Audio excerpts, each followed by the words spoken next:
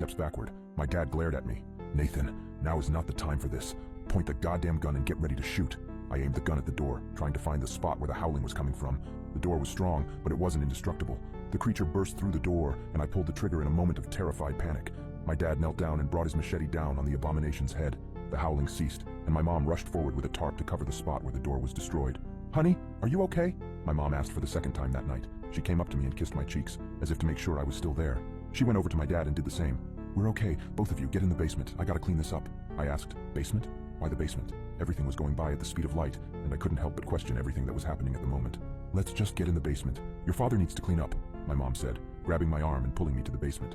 We sat on the couch down there for what seemed like hours before my dad came in and put the machete up. He sat on the chair in front of us with an exhausted sigh. The three of us sat in silence for a few minutes. In that time span, my brain was able to come up with a coherent sentence. "Dad, what was that thing?" He just looked up at me, eyes dark, and said, "Where do you think